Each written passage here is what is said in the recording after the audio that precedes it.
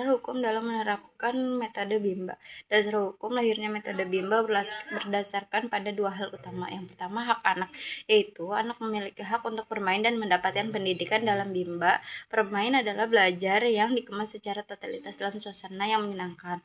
Lalu ada teori belajar dalam psikologi pendidikan, di mana proses belajar yang menyenangkan akan membuat anak ingin mengulanginya, sehingga kemampuan dan kesiapannya meningkat. Lalu yang kedua, ada alasan relawan wajib menerapkan fun learning. Wajib diterapkan agar minat belajar anak tumbuh secara intrinsik. Jika prosesnya tidak menyenangkan, anak akan merasa terpaksa, cepat bosan, dan menganggap belajar sebagai beban. Tujuan utamanya adalah membentuk karakter pembelajar mandiri sepanjang hayat pada anak. Lalu yang ketiga, alasan relawan wajib menerapkan small step system.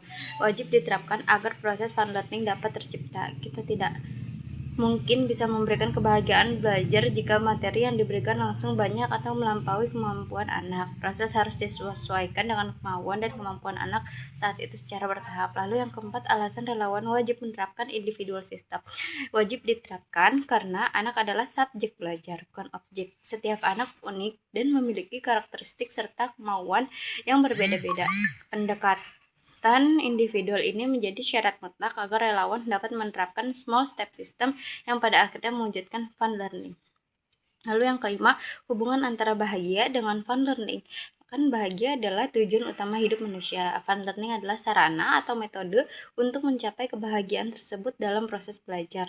Ketika anak merasakan fun learning, hormon kebahagiaan mereka aktif, sehingga mereka merasa nyaman, senang, dan bahagia. Lalu yang keenam, hubungan antara metode Bimba dengan minat belajar. Metode Bimba itu ada terdiri dari fun learning, small step system, dan individual system, yang merupakan kunci utama atau formula untuk menumbuhkan minat belajar anak.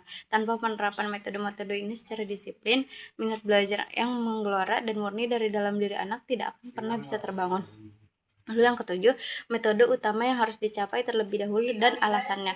Yang pertama adalah fun learning. Alasannya fun learning adalah ruh dari Bimba sekaligus tujuan antara sebelum mencapai minat belajar. Namun untuk bisa mencapai fun learning, relawan secara otomatis harus menerapkan individual system dan small step system. Lalu yang kedelapan, penerapan teori belajar psikologi pendidikan dalam kehidupan sehari-hari. Ya, seperti contohnya konkret dalam penerapan law of effect saat mendampingi adik atau anak membaca buku cerita. Ketika proses membaca dilakukan sambil bercerita dengan ekspresi lucu, dia merasa senang. Akibatnya keesokan harinya dia sendiri yang datang membawa buku dan meminta untuk membaca lagi secara sukarela tanpa paksaan. Lalu yang kesembilan, pengalaman menerapkan metode Bimba di lingkungan keluarga. Saat di lingkungan keluarga, saya menerapkan metode Bimba kepada keponakan yang sedang aktif bermain. Saya tidak memaksanya untuk diam dan belajar Charleston secara formal.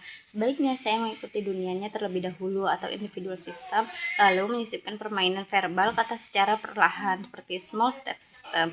Lalu yang ke-10, dampak jika relawan tidak memahami metode Bimba bagi anak berpotensi mengalami stres akademik, hak bermainnya terenggut, merasa terpaksa, dan pada akhirnya benci belajar. Lalu bagi relawan, proses membimbing akan terasa berat, melelahkan, membuat stres, dan mudah emosi karena relawan bertindak sebagai pemaksa.